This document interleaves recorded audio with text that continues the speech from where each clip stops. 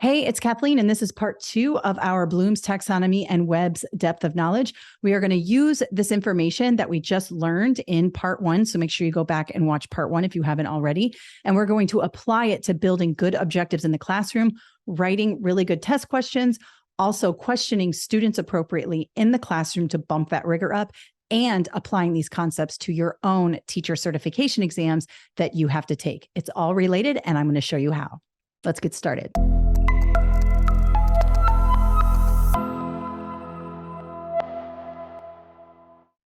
All right, so let's have a look at what this looks like in terms of writing objectives. So of course, you're going to write objectives. Some principles require you to have them on your board, but really objectives should be learned by the students and communicated with the students so they understand what they are responsible for at the end of learning. And so it's important we write good learning objectives because we're trying to push students beyond where they are right now and move them more towards complex thinking, right? So we don't want to just stay down in this remember and understand area. We want to keep pushing students up by increasing the rigor, increasing the complexity. And we do that through writing objectives, using questions, writing good test questions, things like that will help you do that. So let's have a look at number 1 here. We have the students will identify parts of a cell. Notice that identify is that low level skill, and it's our very first objective. So it makes sense that we would start with a lower level skill here because kids are just learning about the concept. So let's say this is a brand new unit. I'm not going to jump into this objective here, which is more complex. I'm going to start off with identify, remember, memorize. It's important to get that foundation down, right? Then we go to the second one. Students will label parts of a cell and their functions. So labeling parts of a cell is an identify type of skill. It's still on the low level of the pyramid or on the wheel. However, we bump it up a little bit in that we're choosing their functions here. So they're having to identify twice. They're having to use 2 processes in their brains. They have to label the parts of the cell, and then they have to determine the function of those parts. Then we move a little bit higher in terms of complexity. The students will relate the structure of a cell to its function. Now we're getting into analyze, apply, evaluate, because they have to figure out why the structure of this particular cell part aids in its function. Okay. So for example, the cell wall, how does the structure of the cell wall help it in its function? Right. And so students would talk about that. So now we're bumping the rigor, we're bumping the complexity, and we're moving more into this domain over here, level 2 of the Webb's depth of knowledge. And we're moving up the pyramid here when it comes to Bloom's taxonomy. And finally, the last objective here, number 4, the students will create a scenario of a cellular process. Well, now we're getting up here, right? We're moving even higher up the pyramid and moving towards the higher level skills on the wheel. Now, notice how these objectives built on one another. We started off with the low level skills, we moved to the mid level skills, and we ended at the high level skills. This is really important because you don't want to come right out the gate with, your analyze and evaluate when the students haven't learned or even warmed up to the material yet. Now, if this were day 6 of a unit, and they already have all the low level skills, I might start somewhere in here or here because now we're in the unit, the kids know what's going on, and now I can bump the rigor right out the gate. But we may have to review in order to warm them up, right? And so keep that in mind when you're asking questions, when you're setting objectives and things like that. Now, the other thing that is important when we're talking about warming up students to get into those more higher level skills is when you write test questions for your teacher test. Like let's say you're making a teacher test, or you might be evaluating another test made by a testing company. You should see that the beginning of the test starts with these lower level test questions. Think about it as like running, right? The test is like you're about to run a 5K. You're not going to sprint off the line as soon as you hear the starter gun go off, right? You're going to warm up, you're going to start with a jog, or you're going to start at a slower pace. And it's not until the end that you pick up the pace, you pick up the speed. The same thing goes with tests. Good test design means that the first few questions are low level complexity. They get the student thinking, they get the student identifying, understanding, remembering. Then the next set of questions come in and we're moving up that Bloom's taxonomy, or we're going around the Webb's depth of knowledge there. And it starts to get more categorize, compare and contrast, modify, predict. Now we're moving up that level. And then finally, towards the end, we're getting into the more complex concepts on the exam. So when you're making your teacher exams, try to use this method to kind of push them towards complexities, but don't start at the most complex right out the gate. Now, let's talk about what that looks like in terms of questioning in your classroom. Now, it's really important that we're asking students the right questions, right? And I learned this early on as a teacher. I was asking really low-level questions of my students, and I thought everything was all good because they were raising their hands and they were answering them. And when my principal came in to observe me, I thought I did great because all the kids were engaged. I asked questions. They answered, and it was okay. The principal said, you did a good job, whatever, but I would recommend that you increase the complexity of your questions.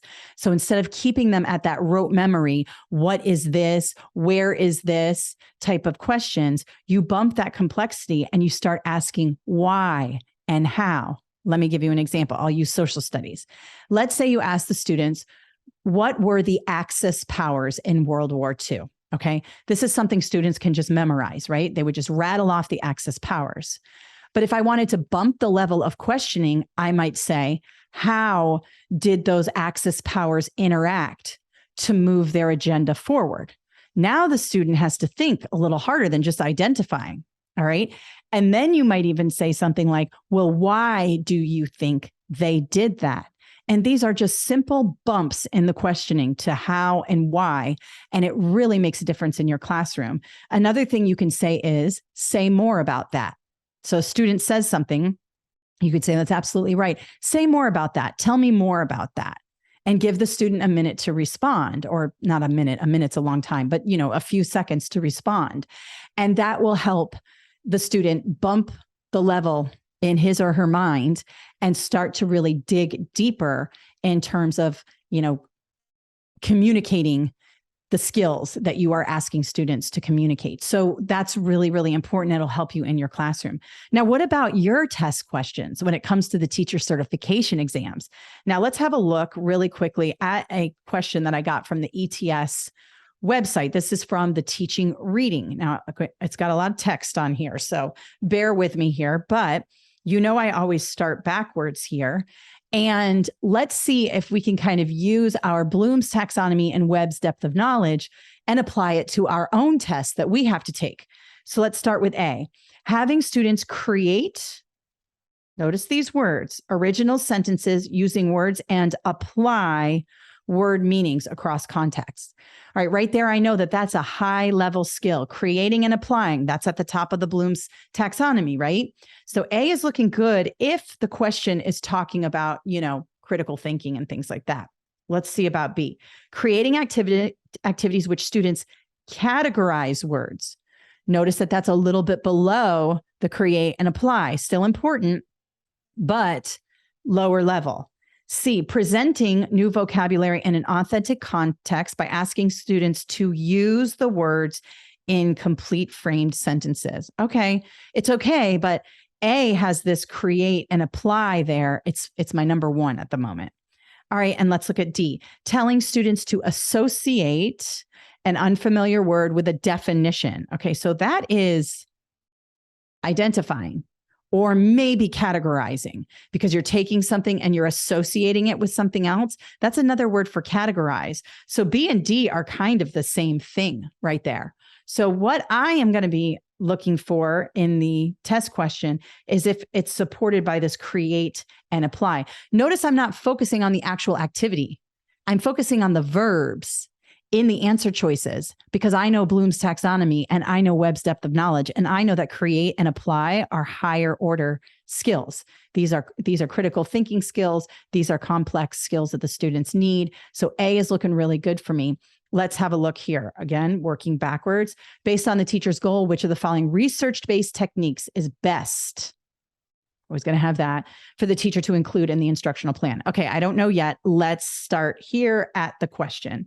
A 6th grade teacher selects several domain-specific vocabulary words from a textbook before starting a new chapter. So we're talking vocabulary, and it's before starting a new chapter. In planning the instructional strategy, the teacher chooses the new vocabulary words because they are essential to understanding the new topic. An instructional technique that requires students to gain the deepest level of vocabulary knowledge is the most appropriate instructional technique. Well, what's the deepest level? The deepest level is the highest level, the most complex level, where the student is creating and applying and evaluating and analyzing at the top of that pyramid.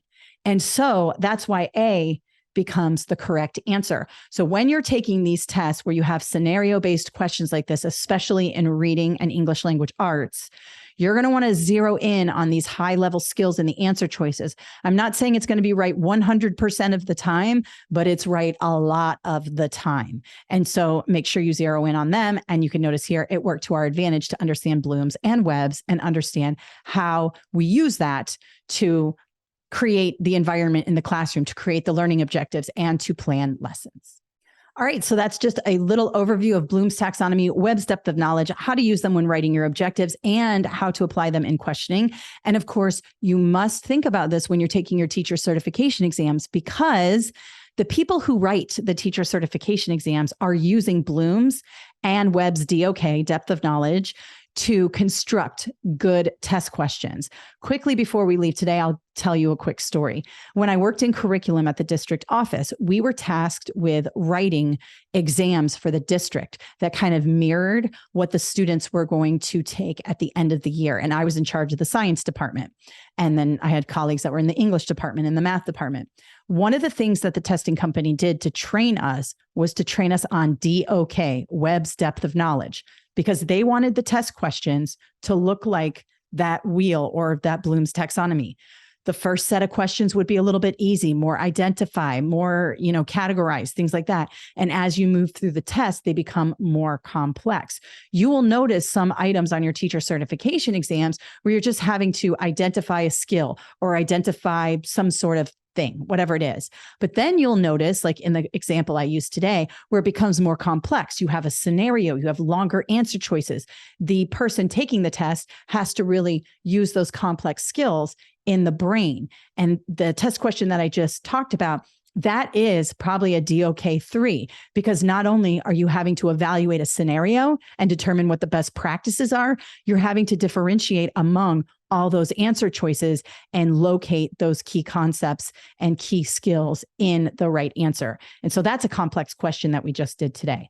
So make sure you're thinking about that. Keep it in your mind. Remember, it is fluid. It doesn't just go like this. We don't operate that way. We're moving in and out of these skills. So are your students. And use them to write better objectives, engage your students, up your questioning, and it'll help you become a highly effective instructor. Have a great day.